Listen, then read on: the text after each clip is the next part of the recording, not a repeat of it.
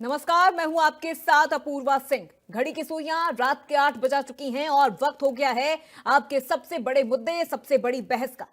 और आज की बड़ी बहस होगी, योगी ने समझाया, मौलाना को समझ नहीं आया।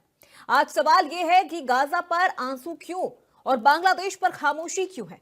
बांग्लादेश में अल्पसंख्यक हिंदू लगातार निशाने पर है। कहीं भीड़ पीट पीट कर हत्या कर रही है तो कहीं लाशों को जलाया जा रहा है। राजबाड़ी में अमृत मंडल की हत्या हो या दीपू चंद्रदास को मारकर जला देना, तस्वीरें डराती हैं और सवाल भी उठाती हैं। विधानसभा में मुख्यमंत्री योगी आदित्यनाथ ने इन्हीं सवालों को सियासत में केंद्र में ला दिया था। योगी का आरोप है कि जब गाजा की बात आती है तो कैंडल मार्च निकलते हैं, बयान जारी होते हैं, लेकिन जब बांग्लादेश में दलित हिंदुओं को जलाया जाता है तो विपक्ष की जुबान बंद हो जाती है। सीएम ने अवैध रूप से प्रदेश में रह रहे बांग्लादेशियों के खिलाफ एक्शन की बात कही है। उन्होंने कहा कि आप लोग नोट कर लीजिए, हम अवैध तरीके से रह रहे हर एक बांग्लादेशी को यहां से निकालेंगे, रोहिंग्याओं को देश से बाहर का रास्ता दिखाएंगे, एक एक चीज को स्क्रीनिंग करेंगे और एक एक चीज की स्क्रीनिंग होगी, हर एक शख्स की स्क्रीनिंग होगी। इसके बाद हम प्रभावी कार्रवाई करेंगे। हमारे देश में रहकर के हमारे लोगों के खिलाफ अपराध करते हैं, अपने यहां निर्दोष हिंदुओं पर अत्याचार करेंगे, निर्दोष सिखों को निशाना बनाएंगे, ये कतई स्वीकार नहीं हो सकता। लेकिन दूसरी तरफ तस्वीर का दूसरा पहलू भी है। ऑल इंडिया इमाम एसोसिएशन के अध्यक्ष मौलाना साजिद रशीदी क्या कहते हैं, आप सुन के ताज्जुब करेंगे। बांग्लादेश में जो हो रही हिंसा है वो हिंदुओं के खिलाफ साजिश बताना गलत है। उनके मुताबिक ये जनता का गुस्सा है। यूनुस सरकार के खिलाफ हत्याएं गलत हैं, लेकिन इसे नरसंहार कहना सरासर झूठ है। रशीदी के अनुसार विरोध प्रदर्शन यूनुस सरकार के खिलाफ लोगों का गुस्सा है। आप उसे हिंदुओं के खिलाफ क्यों बनाना चाहते हैं? जो हत्याएं हो रही हैं वो गलत है, इसमें कोई शक नहीं। इस्लाम किसी को भी मारने की वकालत नहीं करता, लेकिन जो लोग इस नरसंहार को कर रहे हैं, नरसंहार कहां है मुझे बताओ, ये सवाल वो कर रहे हैं। तो सवाल ये नहीं कि हत्या गलत है या सही, सवाल ये है कि क्या इंसाफ भी धर्म देखकर किया जाएगा? क्या नरसंहार की परिभाषा मजहब के हिसाब से बदलेगी? अगर गाजा में मरने वाले मासूम इंसान हैं तो बांग्लादेश में जलाया गया वो दलित क्या है? और अगर बांग्लादेश की घटनाएं सिर्फ राजनीति हैं तो फिर गाजा पर आंसू क्यों? आज की बहस भावनाओं की नहीं, तथ्यों की होगी। आज बहस आरोपों की नहीं, सवालों की होगी। इन्हीं बड़े सवालों पर आज होगी सबसे तीखी, सबसे बेबाक और सबसे बड़ी बहस। लेकिन उससे पहले मुख्यमंत्री योगी आदित्यनाथ के उस बयान को आपको सुनवाते हैं। फिर उसके बाद ऑल इंडिया इमाम एसोसिएशन के अध्यक्ष मौलाना साजिद रशीदी का भी आपको वो बयान सुनवाएंगे। और फिर आप सोचिएगा और समझिएगा कि आखिर साजिद रशीदी कहना क्या चाहते हैं, करना क्या चाहते हैं। अगर बांग्लादेश पाकिस्तान नहीं बना होता, इस तरीके से हिंदू नहीं जलाया होता, और जलाता तो फिर उसकी क्या दुर्गति होती या वह भी जानता। ये सुरक्षा की गारंटी, वहां मारे जा रहे हैं हिंदू। बांग्लादेश सरकार को इस बात की चेतावनी देता हूं और इसीलिए हम कह रहे हैं, नोट करना, ये चीजें होनी चाहिए और हमारा भी प्रयास होना चाहिए। जब बांग्लादेशी को यहां से निकालेंगे और रोहिंग्या को यहां से बाहर का रास्ता दिखाएंगे तो, और एक एक चीज की स्क्रीनिंग होगी, बहुत प्रभावी कार्रवाई करेंगे। हमारे ही देश में रह करके हमारे लोगों के खिलाफ अपराध, और वहां पे निर्दोष हिंदुओं पर अत्याचार करोगे, निर्दोष सिखों पे अत्याचार करोगे, ये स्वीकार्य नहीं हो सकता है। इस्लाम किसी की हत्या करने को नहीं कहता। एक खबर यह भी आई है कि दीपू ने इस निंदा की है, नबी पाक सल्लल्लाहु अलैहि वसल्लम के बारे में कुछ कहा है। लेकिन मैं फिर भी कहता हूं कि इस तरह की हत्या लोकतांत्रिक देशों में नहीं होनी चाहिए। इस्लामिक देश जहां हैं उस पर एक कानून है, इस निंदा का कानून है और उनको सजा दी जाती है, लेकिन यहां नहीं दी जाएगी। मगर जो लोग इसको जेनोसाइड कह रहे हैं, कहां से जेनोसाइड है मुझे बताइए आप? यानी गाजा में अगर हो रहा है तो उसको तो जेनोसाइड बोलने को तैयार नहीं है। फलस्तीन में जो 40,000 बच्चे मार दिए गए, 1.5 लाख लोगों को कत्ल कर दिया गया, उस पर जेनोसाइड बोलने को तैयार नहीं, चूंकि इजराइल है सामने।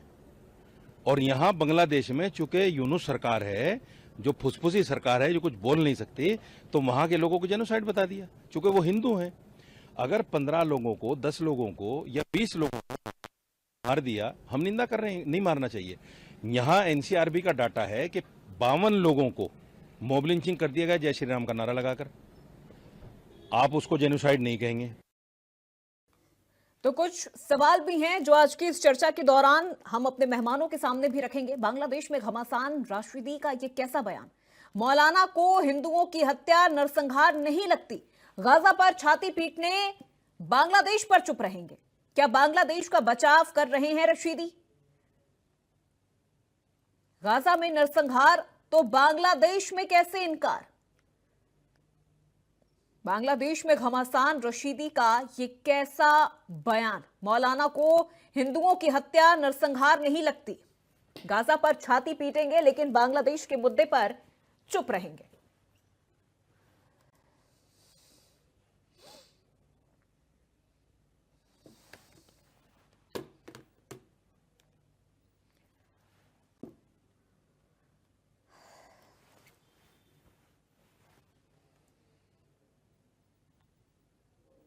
तो चर्चा की हम शुरुआत करेंगे।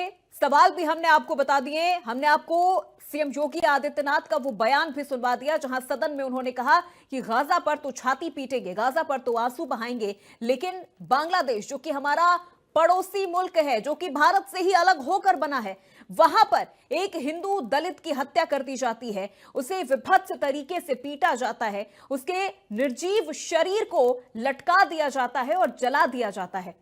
अभी हम चर्चा कर रहे हैं, इसी चर्चा करने तक आपको बता दें एक और हत्या हो चुकी है। वहां पर भी एक इसी तरह से एक युवक को मार पीट कर उसे खत्म कर दिया गया है, लेकिन ये नहीं दिख रहा है, गाजा दिख रहा है। वहां पर मास केयर हुआ है, ये सब चीख चीख कर कह रहे हैं। ऑल आइज ऑन गाजा ये सब कह रहे हैं, लेकिन ऑल आइज ऑन बांग्लादेश ये कोई नहीं कह रहा है। विपक्ष की तरफ से एक चू तक की आवाज नहीं आ रही है। मेहमानों से आपका रुख करवा देते हैं। आलोक वत्स जी हमारे साथ जुड़ गए हैं, प्रवक्ता हैं बीजेपी पार्टी से। आलोक जी बहुत स्वागत आपका। चंचल कुमार यादव जी हमारे साथ जुड़ गए हैं, प्रवक्ता है समाजवादी पार्टी से। चंचल जी आपका भी बहुत स्वागत। आचार्य डॉक्टर मोहित शुक्ला हमारे साथ जुड़ गए हैं, धर्मगुरु हैं। मोहित जी आपका भी बहुत स्वागत। और जावेद अहमद हमारे साथ जुड़ गए हैं, मुस्लिम स्कॉलर के तौर पर। जावेद जी आपका भी बहुत स्वागत। और हमारे सहयोगी केएन पांडे हमारे साथ लखनऊ से लाइव जुड़ चुके हैं। केएन पांडे, सबसे पहले मैं आपसे ही शुरुआत करूंगी, क्योंकि लगातार गाजा को लेकर हमने बयानबाजियां सुनी, खूब सुनी। लोग स्टेटस लगाते थे, सेलिब्रिटीज बात करते थे, लेकिन साजिद रशीदी का यह बयान कि वहां पर जो हो रहा है वो यूनिस सरकार से लोग खफा हैं, इस वजह से हो रहा है। हमें पहले अपने घर को देखना है, हम फिर बांग्लादेश की बात करेंगे कि बांग्लादेश में क्या हो रहा है, हमें उससे कोई मतलब ही नहीं है। लेकिन योगी आदित्यनाथ ने यह मुद्दा उठाया। वो कह रहे हैं कि गाजा पर आंसू बहाने वाले आज बांग्लादेश पर चुप क्यों हैं और कैसे चुप हैं?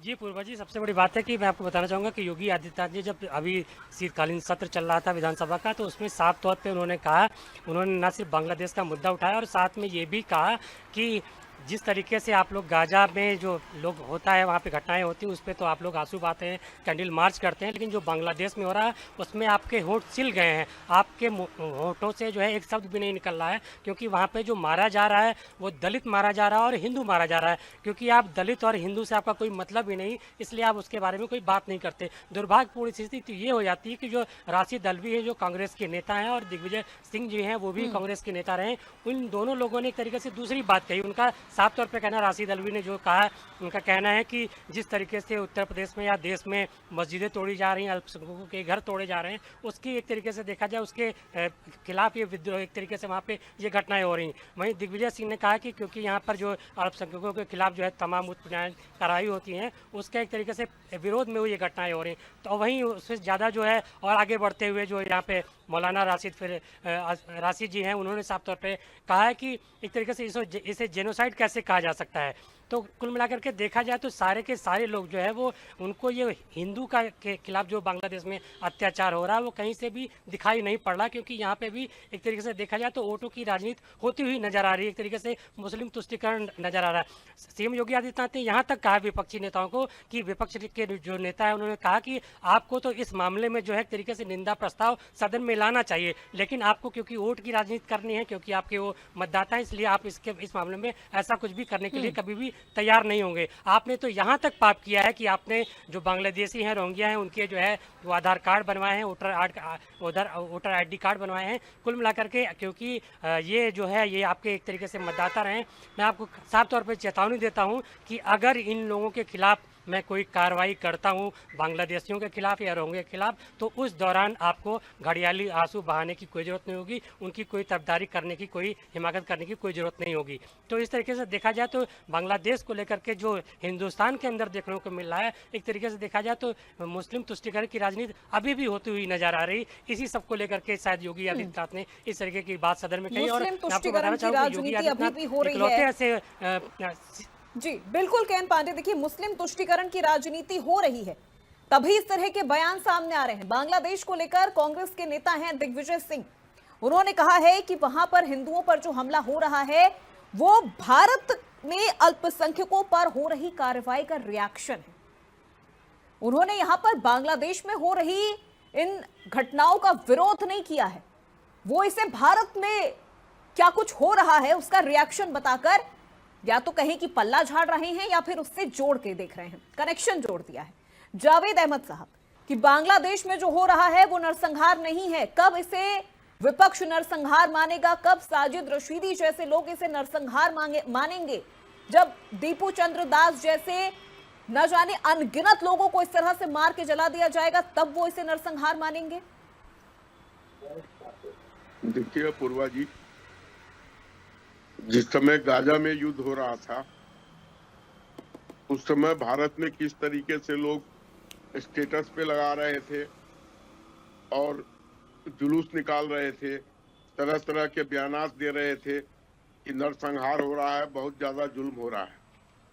लेकिन आज जब हमारे मुल्क के बगल में बांग्लादेश में जिस तरीके से दीपू चंद दास और उसके बाद मंडल की हत्या की गई, वो नरसंहार अगर किसी को नहीं दिखाई देता है तो मुझे लगता है वो मानसिक तौर पर बीमार हैं या उनका दृष्टि उनके साथ नहीं है, वो देख नहीं पा रहे हैं। हजारों लाखों की भीड़ ने जिस बेरहमी से तरह तरह के यातना देने के बाद दीपू चंद दास को अंतोगत्वा लटका के और फूंक दिया आग लगा के, वो अगर जेनोसाइड नहीं है तो जेनोसाइड होता क्या है, जरा ये भी तो उनसे पूछ लीजिए। और नहीं, वो साजिद रशीदी का जो बयान आया है असंख्य लोगों को वो मैं बिल्कुल 10-15 की संख्या में जब वहां पे दलितों को, हिंदुओं को ऐसे लटका के जला दिया जाएगा, तब शायद वो इसे जेनोसाइड या फिर नरसंहार मानेंगे। एक एक की मौत तो वो मौत मान ही नहीं रहे हैं। देखिए, एक की मौत हो, उसके बाद दीपू ये मंडल की मौत हुई, उसके पूर्व में भी उन्होंने बहुतों को मारा था जिनके नाम अभी हमें जहन में नहीं आ रहा है। लेकिन जेनोसाइड इसको नहीं कहेंगे तो और किसको कहेंगे? किस तरीके से तड़पा कर इनको मारा गया, जिस हैवानियत से इनको मारा गया, ये तो हमारी सही सुनता है, ये भारतीयों की सही सुनता है, हिंदू समाज की सही सुनता है। अभी भी जो बांग्लादेशी रह रहे हैं उनको हम ढूंढ ढूंढ के उनके साथ हैवानियत नहीं कर रहे हैं। पुलिस तो बाद में ढूंढेगी, लेकिन अगर हिंदू उतर आए तो एक एक मोहल्ले से खोज के बांग्लादेशी को निकाल लेंगे। लेकिन हमने किसी के साथ बुरा बर्ताव नहीं किया। और बांग्लादेश जिसके सह पे, जिन विदेशी ताकतों के सह पे ये काम कर रहा है, उसको ये पता होना चाहिए कि अगर भारत ने ठान लिया उसके साथ युद्ध, जो हम अंतिम तक अवॉइड करने की कोशिश करेंगे, तो मात्र 24 घंटे का भी गेम नहीं है बांग्लादेश को कैप्चर करना। 24 घंटे में बहुत है, ठीक है, उनको औकात में लाने के लिए। ठीक है। और मैं ऐसे मौलानाओं से अपील करूंगा कि कृपया अपने जुबान पर लगाम लगाइए या सही बात बोलने की हिम्मत रखिए, अन्यथा अगर यहाँ कुछ हुआ उलट दाव तो उसके लिए आप भी दोषी ठहराए जाएंगे। ठीक है आलोक जी, मैं लौटूंगी आपके पास। जावेद अहमद साहब, सुन पा रहे हैं आप मुझे? आवाज पहुंच रही है आप तक? जी जी, जी जवाब दीजिए सर। जी अब तक जी, 23 हिंदुओं की मौत हो चुकी है यूनुस सरकार के आने के बाद से। 150 से अधिक जो मंदिर हैं उन्हें ध्वस्त कर दिया गया है। कई ऐसे लोग हैं जिन्हें मारा पीटा गया है, मतलब बस उनकी जान नहीं गई है। फिर इस परिस्थिति में, इस कंडीशन में बांग्लादेश आंख दिखा रहा है। वहां के कुछ दो कौड़ी के कुछ वामपंथी हैं, कुछ लीडर्स हैं जो ये कह रहे हैं कि हम तो जो 7 सिस्टर्स हैं भारत की, हम उनको भी अलग कर देंगे। ये हिमाकत कर रहे हैं। इस पर साजिद रशीदी की तरफ से कुछ नहीं कहा जा रहा है। 7 सिस्टर्स को अलग कर देंगे, उनके 21 भाई भूल गए। लेकिन साजिद रशीदी कह रहे हैं कि हमें तो अपने घर को देखना है, हम क्यों बांग्लादेश के पचड़े पर पड़े। जी, बहुत बहुत शुक्रिया, आपने इस चर्चा में हमें शामिल किया। ये एक ऐसा मौजू है जो इंसानियत के खिलाफ है, और हमारा मुल्क, जो हमारा देश है, वो हमेशा उन लोगों के साथ है जिनके साथ गलत होता है, तो वो किसी भी जात धर्म का हो। हमारी मानवता संवेदना है, और इसमें जिस तरह के भी भारत सरकार को एक्शन लेना है वो लेने के लिए स्वतंत्र है। जो यहाँ पर बयानबाजी हो रही है, अपने देश में जो बयानबाजी हो रही है, उससे अगर लाभ होना है या धरना प्रदर्शन करना है तो वो भी करना चाहिए। लेकिन दबाव बनाने के लिए इंटरनेशनल जो हमारे तौर तरीके हैं, जो मुल्क की जो हमारी विदेश नीति है, उसको हमें रिव्यू करने की जरूरत है। हमें हर नागरिक की सुरक्षा, बहुत सारे बच्चे हमारे वहां पढ़ते हैं, मेडिकल के छात्र हैं, इंजीनियरिंग के छात्र हैं, जो वीजा पे रहते हैं वहां पे, उनके आवाजाही पे रोक है। तो ये तमाम नीतियों को देखते हुए, डिप्लोमेटिक तरीके को देखते हुए भारत सरकार को कड़े कदम उठाने चाहिए। रही बात कि साजिद रशीदी या कोई भी एक व्यक्ति का अपना विचार हो सकता है, वो किसी माइनॉरिटी और एज ए होल कम्युनिटी का कोई विचार वो नहीं माना जा सकता है। लेकिन मुल्क के सॉवरेनिटी और मुल्क की जो सहजता है उसमें किसी तरह का क्षति न हो, हमें संयम बरतना चाहिए। और जो हमारी फॉरेन नीति है, बांग्लादेश हम ही से निकला है, उसको अलग करने में, उसकी मदद करने में हमारा बहुत बड़ा हाथ है मुल्क का।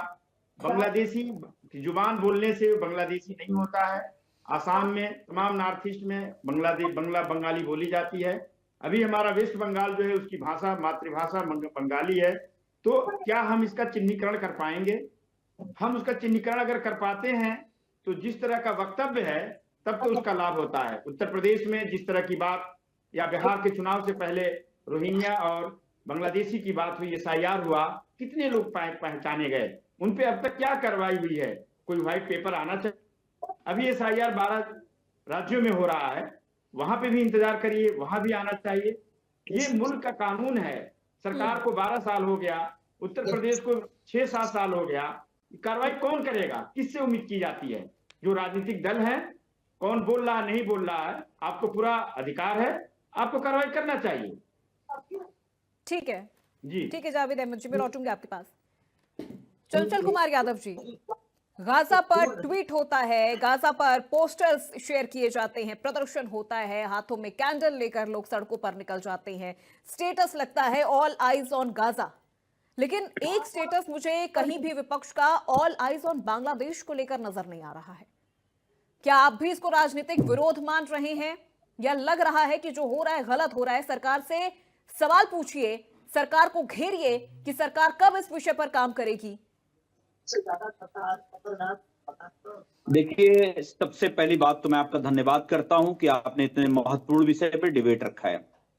जहां तक बात है भारतीय जनता पार्टी का, ये वो लोग हैं जिनके अंदर नैतिकता बची। अगर हम बात करें तो आप रशीदी का नाम ले रहे हो, कौन है रशीदी? क्या देश का मुल्क का प्रधानमंत्री है? क्या ये रक्षा मंत्री है या गृह मंत्री है? क्या आदरणीय अमित शाह जी के मुंह में दही जम गया है? क्या आदरणीय योगी आदित्यनाथ जी केवल लंबी लंबी लफाजी वाली बातें करेंगे विधानसभा के अंदर? उनके अंदर अगर नैतिकता अगर होती तो कम से कम लॉजिकल बातें करते। और सत्ता में आप बैठे हो, पूरा विपक्ष, हिंदुस्तान की आवाम की खूबी रही है, जितनी भी पार्टियां हमारे देश के रही हैं, सब लोगों ने सत्ता पक्ष में, चाहे जो भी सत्ता में रहा हो, देश के लिए सब लोग एक साथ खड़े रहे। आप मुझे बताओ, ये कहीं पे निगाहें कहीं पे निशाना वाले लोग हैं। आप सोचो, इस मुल्क की गंगा जमनी तहजीब को किस दिशा में लेके जाना चाहते हो? इन भाजपाइयों से पूछो, जो ये दो कौड़ी के टुच्चे जो बजरंग दल के लोग हैं, इनसे पूछो आप, पूरे देश में जो हंगामा करते हैं। कल इन्होंने जो गंगा जमनी तहजीब है उसको तार तार करने का काम किया। एक तरफ प्रधानमंत्री जी जो है चर्च में जाकर के जो है पूरे देश को शांति का संदेश, दूसरी तरफ हिंदुस्तान दो कौड़ी के गुंडे जो आरएसएस और बीजेपी के जो बनाए गए गुंडे हैं, जो जिनकी नैतिकता है ही नहीं है। मैं ये स्पष्ट कह सकता हूं कि इनके अंदर 1% का भी नैतिक बल नहीं है। अगर नैतिक बल अगर इनके पास अगर होता तो कम से कम ये जो पूरी दुनिया में जो हिंदुस्तान जो अमन चैन के लिए जाना जाता है, द आइडिया ऑफ इंडिया जिसकी बात होती है, मैडम, आइडिया ऑफ इंडिया की बात होती है, आज हमारी क्या हाल बना के रख दिया है इस देश के। दो जो तथाकथित गुंडे हैं, इनके जो मवाली हैं, उनसे अगर पूछा जाए कि जो पूरे देश में 20 से ज्यादा शहरों में इन लोगों ने गुंडागर्दी करी है क्रिश्चियन के नाम पे, क्रिसमस डे के नाम पे। आप सोचो, पूरी दुनिया में 201 मुल्क हैं मैडम जो रजिस्टर्ड मुल्क हैं, 201 में 120 से ज्यादा केवल क्रिश्चियन मुल्क हैं, 57 कंट्री मुस्लिम कंट्री हैं। आप कहां खड़े हो भाई? आप क्या संदेश देना चाहते हो? आप बताओ। जब एक तरफ मैं भी देख रहा था कि बीजेपी के लोगों के द्वारा बयान दिया जा रहा था, इन भाजपाई गुंडों के द्वारा, जो सत्ता समर्थित गुंडे हैं, जो पूरे देश की जो है पूरे देश को मणिपुर बनाना चाहते हैं, जो पूरे देश में केवल हिंदुत्व को लेकर आगे बढ़ना चाहते हैं, जो सरेआम संविधान को रौंदना चाहते हैं। मेरा एक बड़ा स्पष्ट बस ये सवाल है कि आखिर में बांग्लादेश के मैटर पे क्या चंचल यादव को बयान देना चाहिए या हमारे पार्टी के सुप्रीमो को बयान देना चाहिए? मैं तो कहना चाहता हूं कि जो इस देश को लाल लाल आंख दिखाने वाले लोग थे, क्या उनकी आंखों में इसमें पट्टी बंध गई है? आदरणीय प्रधानमंत्री जी से क्या मुल्क संभल पा रहा है? आप बताओ, बांग्लादेश हमारे लोगों को मार रहा है और हम कह रहे हैं कि रसीदी का बयान क्या है? हम डिबेट कर रसीदी के बयान के ऊपर डिबेट कर रहे हैं। अरे शर्म तो आनी चाहिए भाजपाइयों को। जब आप यूक्रेन और रसिया का वार रुकवा सकते हो, अपने लोगों की रक्षा क्यों नहीं कर सकते हो? आप मुझे बताइए, एसआईआर के नाम पे पूरे देश को जो आपने लाइन में खड़ा कर दिया। पूरे देश के लोगों में कितने लोग मर गए बेचारे, कितने बीएलओ की जान चली गई। लेकिन आप मुझे बताओ, मैं पूछना चाहता हूं, बस चश्मा लगा के बैठे हैं, जो अंधभक्ति वाला चश्मा लगा के लोग बैठते हैं, इनसे पूछना चाहता हूं मैं, आप मुझे बताओ, बिहार से कितने बांग्लादेशियों को आपने हाथों में हथकड़ियां और पैरों में बेड़ियां लगा के भेजा? आपको शर्म आनी चाहिए। ये वही मुल्क है जहां मैडम हिंदुस्तान के लोगों के पैरों में बेड़ियां और हाथों में हथकड़ियां पहना करके ट्रंप ने भेजा था। हमारे प्रधानमंत्री जी का my dear Donald Trump, my dear friend Donald Trump बोलते थे प्रधानमंत्री जी। लेकिन इस देश के एक जनता का सोचो, आप क्या हाथ बना के दिया प्रधानमंत्री जी ने, क्या इज्जत रह गई हमारी। जो पूरा विश्व गुरु बनाने की बात करते हो, डंका बज रहा है मोदी जी का, तो डंका नहीं घंटा बज रहा है। मैं तो पूछना चाहता हूं, अगर आपके अंदर नैतिकता अगर होती तो बांग्लादेश में जो लोग हमारे लोग मारे जा रहे हैं, आप उसमें हिंदू मुसलमान नहीं देखते, आप उसमें जाति नहीं देखते। लेकिन आपका जो चश्मा है, वो चश्मा जो बांटने वाला है, जो नफरत फैलाने वाला है। अभी तो कल तक आप मुसलमानों के प्रति नफरत फैला रहे थे, अब बताओ क्रिश्चियन के प्रति नफरत आपको। अरे आप बताओ, जब वाशिंगटन में, जब व्हाइट हाउस में दीपावली में दीपक जलते हैं, तब तो आप कहते हो कि मोदी जी का डंका बज रहा है। तो आप मुझे बताओ कि बड़ी शर्म की बात है, इन भाजपाइयों से पूछो आप कि बड़ी शर्म की बात है अगर हमारे देश में क्रिश्चियन भी रहते हैं। ये ऐसा देश है जहां हिंदू, मुस्लिम, सिख, ईसाई, जैन, पारसी, कितने धर्मों के लोग रहते हैं। लेकिन आप बताओ, ये कैसा देश बनाना चाहते हैं? इनसे पूछो जरा आप। और मैं पूछना चाहता हूं, ये वो लोग हैं, इन्हीं के एक मंत्री कहती हैं कि मुसलमानों के लिए अलग से अस्पताल होना चाहिए। अरे उनके खिलाफ कार्रवाई होनी चाहिए। लेकिन एक कार्रवाई नहीं, जो जितना बड़ा दंगाई वो उतना बड़ा भाजपाई होता है, उसको उतनी बड़ी पोस्ट से नवाजा जाता है। हमारे बस के अच्छे व्यक्ति बैठे हैं, बीजेपी प्रवक्ता हैं, ये सज्जन व्यक्ति हैं, लेकिन जिस दिन ये दंगा भड़काने की कोई बात करेंगे, ये भी मंत्री विधायक बन जाएंगे। सच्चाई तो ये देश को आप कहां लेके जाना चाहते हो? मैं पूछना चाहता हूं, उन मवालियों, गुंडों के खिलाफ क्यों नहीं कार्रवाई करते हो आप? जो कल बजरंग दल के लोगों ने पूरे देश को जो है शर्मसार कर दिया। आप बताओ क्या संदेश देना चाहते हो? आप बताओ, लोगों के क्रिश्चियन जो है मॉल में जाके तोड़ फोड़ करी आपने, लोगों ने लाल टोपियां जो पहनी थी, लोगों को बेइज्जत किया, भगाया, दौड़ाया, तोड़ फोड़ किया। ठीक है चंचल यादव जी, एक मिनट। आप बताओ, पूरे विश्व में क्या संदेश दिया प्रधानमंत्री भी गलत है क्या? इन प्रधानमंत्री जी से क्या योगी जी के शब्द से दो शब्द निकले क्या? चंचल यादव जी, ये मुंह में राम बगल में छुरी वाले लोग हैं। एक मिनट बात सुन लीजिए चंचल यादव जी।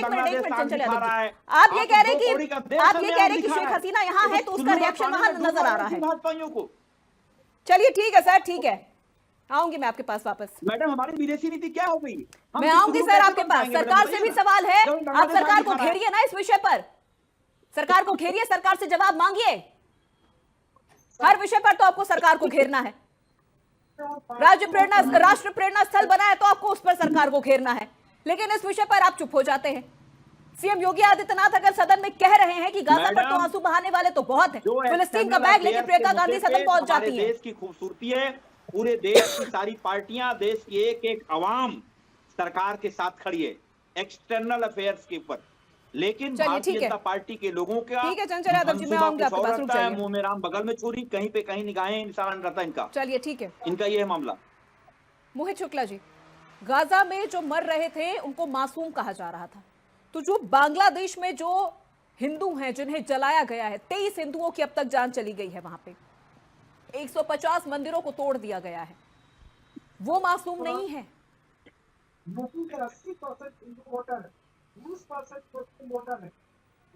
मोहित शुक्ला जी।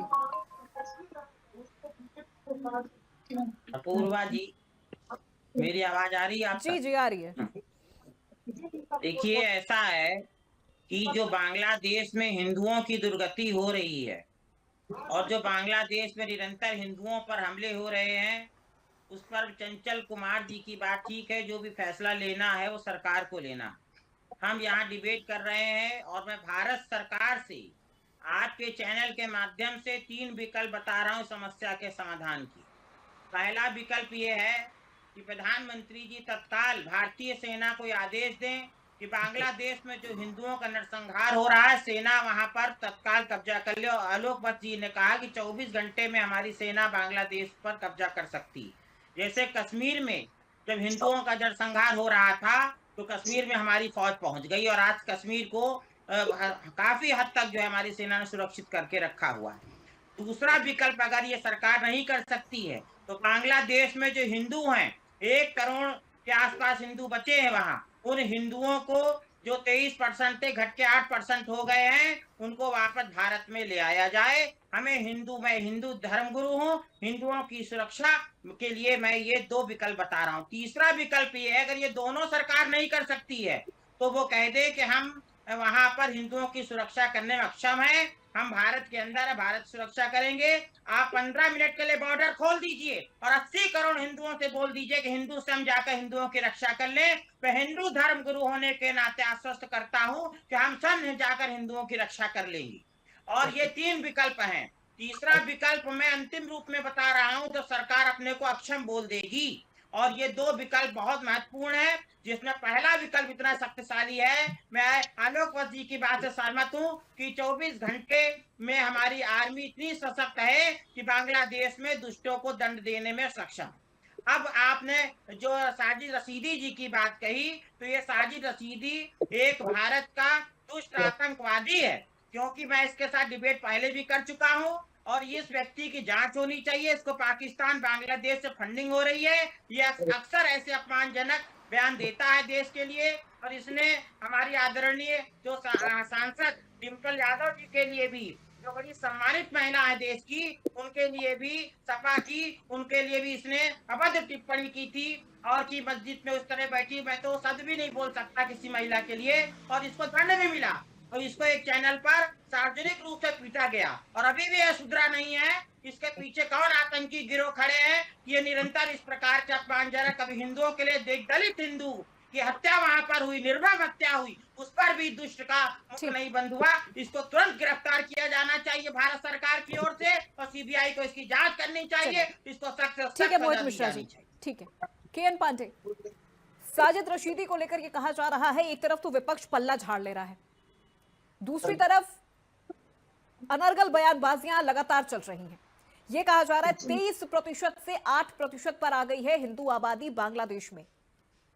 बांग्लादेशियों को लेकर इस वक्त रोहिंग्याओं को लेकर, बांग्लादेशियों को लेकर जो पूरी प्रक्रिया चल रही है, एसआईआर की जो प्रक्रिया चल रही है, डिटेंशन सेंटर्स जो बनाए जा रहे हैं, उसकी क्या इस वक्त ताजा रिपोर्ट है? वो क्या कह रही है कि कितने बांग्लादेशियों को यहां से अभी निकाला गया है, या फिर वो जो पूरी कार्रवाई चल रही है उसकी रफ्तार क्या धीमी पड़ गई है?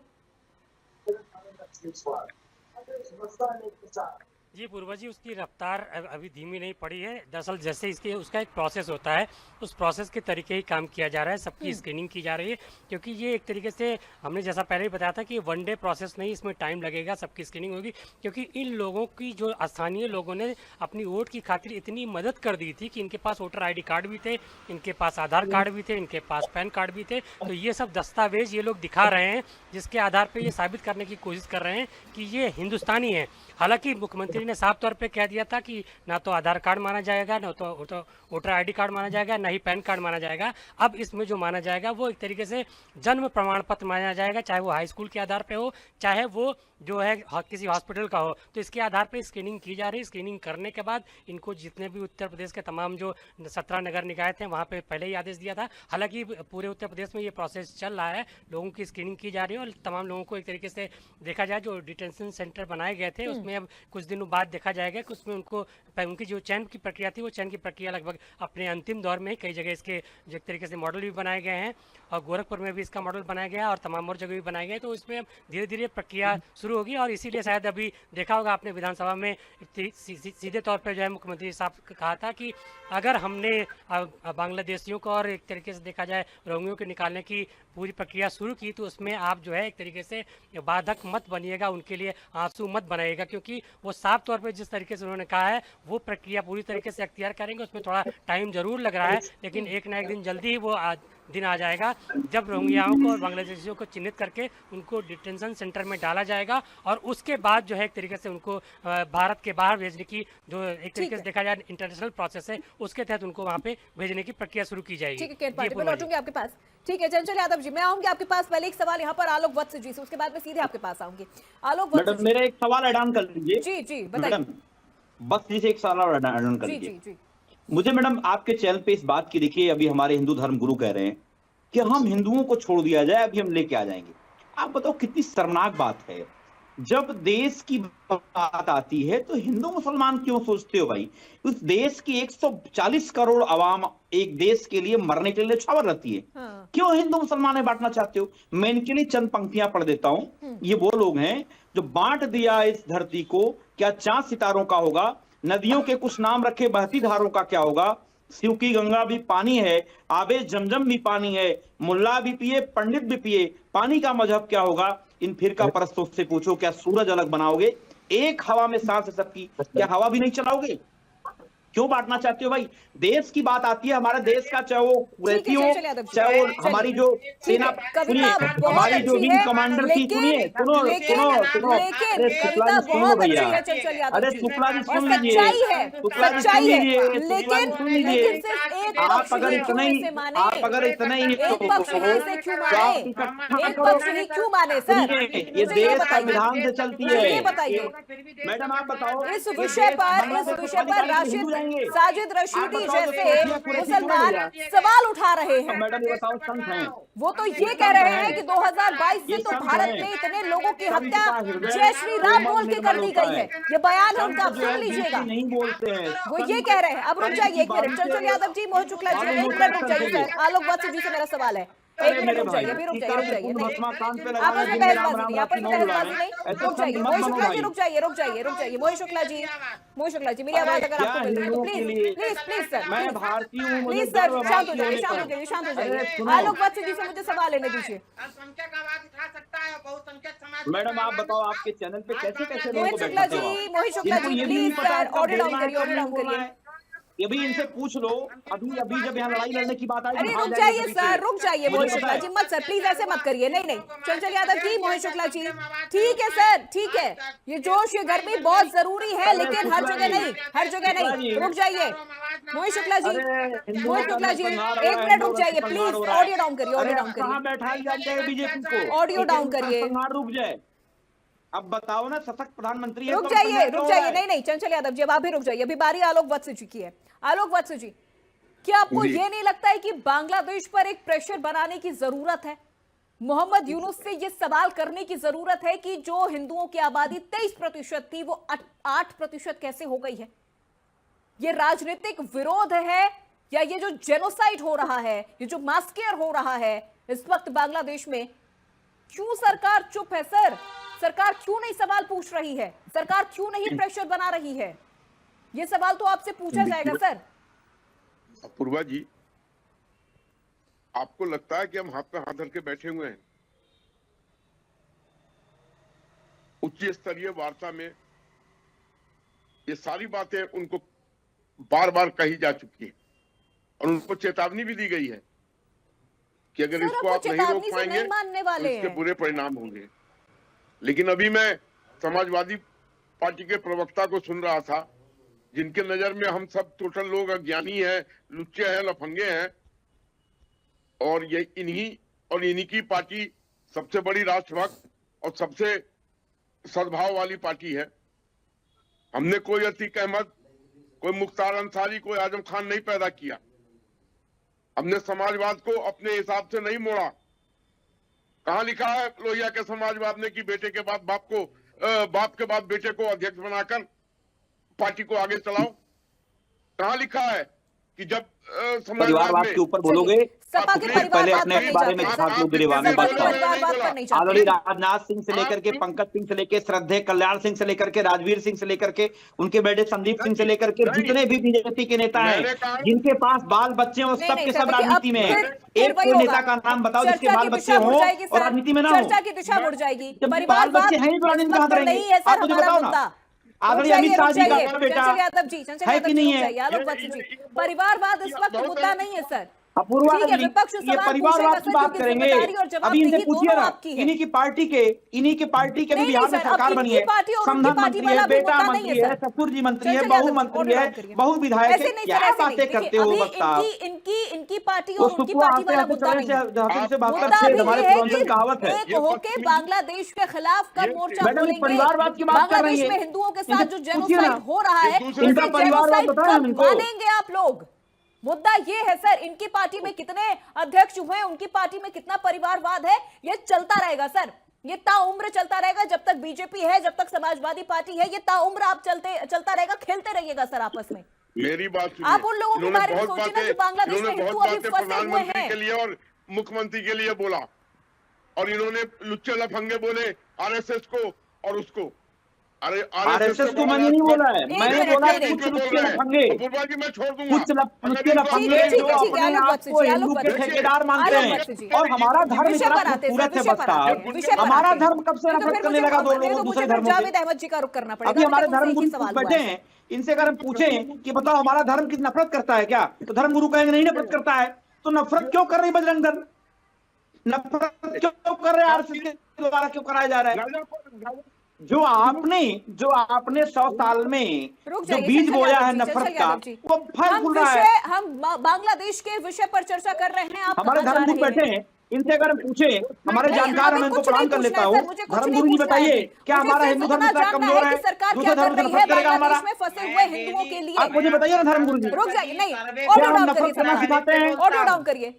हिंदू है, हिंदू का हमारा अगर सुनाई दे रहा है आपको, ऑडियो डाउन करिए। इनको समझाइए ना, इन भाजपाइयों को समझाइए, ये लोगों के मन में नफरत डालने का काम कर रहे हैं।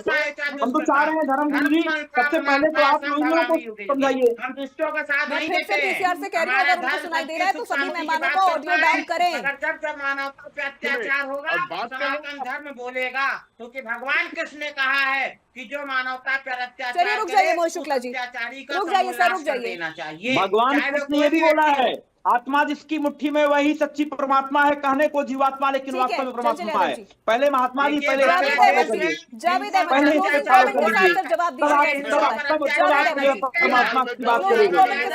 जवाब दीजिएगा। साजिद रशीदी को भुगतना पड़ेगा। देश हमारा मजबूत है, सुनिए, देश हमारा मजबूत है, लेकिन भारतीय जनता पार्टी की जो है छोटी राजनीति की वजह से आज नफरत का बीज बोया जा रहा है। चला दिया जाएगा तो क्या आप सोच रहे हैं कि इस मानसिकता के साथ आप बांग्लादेश में फंसे हिंदुओं को वापस ला पाएंगे सर? इस मानसिकता के साथ जहां आप लोग खुद अभी सर लड़े जा रहे हैं, हमारे धर्म इस मानसिकता के साथ तो सर आ गए हिंदू वापस। बस किसी का कोई जहां एक मुद्दे पर आप लोग एक हो नहीं पा रहे हैं, एक विषय पर आप लोग एक नहीं हो पा रहे हैं, आप लोग कैसे हिंदुओं के बारे में सोच पाएंगे सर? रुक जाइए, बांग्लादेश के विषय पर चर्चा करनी है, आप लोग सर फलाना ढिमकाना सब कुछ कर लिए। 23 से 8% हो गई है सर हिंदुओं की आबादी। वहां पर पाकिस्तान बनने देंगे वहां पर? जावेद अहमद जी, लाखों फॉलोअर्स हैं साजिद रशीदी को सुनने वाले, मानने वाले, उनका इस तरह से बयान देना क्या दर्शाता है? मतलब उनको भारत की चिंता नहीं है, उनको बांग्लादेश में फंसे हिंदुओं की चिंता नहीं है, लेकिन गाजा पर वो आंसू बहाएंगे सर, छाती पीटेंगे। साजिद रशीदी किसी नेता, प्रतिपक्ष या विपक्ष या किसी धार्मिक मजहब के कोई वो लीडर नहीं है और उनकी बात की कोई अहमियत नहीं है। जैसा कि पूर्व में हमारे सारे वक्ता ने, समाजवादी या अवध साहब ने या हमारे धर्मगुरु ने जो बात कही कि मान सम्मान स्वाभिमान के लिए देश एक है और केंद्र सरकार पूरी तरह से लबरेज है, पूरा देश उनके साथ है। जो देश की नीति, जो विदेश की नीति कहती है उसके मुताबिक होना चाहिए। नफरत का साथ और मानवता के खिलाफ कोई भी चीजों की यहाँ पे पक्ष नहीं हो सकता। साजिद रशीदी कंडेमेबल है। साजिद रशीदी की कोई बात चर्चे की नहीं है, सरकार की जिम्मेदारी है, उन लोगों की जिम्मेदारी है जो देश और दुनिया में अपनी छवि को बताते हैं कि हमारे यहाँ जीरो टॉलरेंस है। ठीक है, ये देश की विदेश की नीति है, उसके लिए सरकारें सिस्टम है। अपूर्वा जी, हम आप मुझे नहीं, अभी नहीं सर, बीच में बिल्कुल इंटरप्शन नहीं, अभी बोलने दीजिए, देखा जाए बोलने तो दीजिए। साजिद रशीदी पे चर्चा नहीं होनी चाहिए, चर्चा ये होनी चाहिए ठीक कि है, सरकार को क्या करना है। ठीक है, सरकार ये होनी आलोक चाहिए वत्स जी, आलोक वत्स जी, चर्चा जी बीच में कोई इंटरप्शन नहीं, अब बहुत चर्चा हो गई है आपके साथ, अभी रुक जाइए, आपने बहुत सारी बातें रखी है। आलोक वत्स जी, बार बार यही हो रहा है कि सरकार जवाब दे, सरकार क्या कर रही है, सरकार क्या करना चाह रही है। तो हमारे पास जो तरीके हैं, ठीक है, जावेद अहमद जी, अभी रुक जाइए। आलोक वत्स जी, क्लोजिंग कमेंट के साथ सर जवाब दीजिएगा।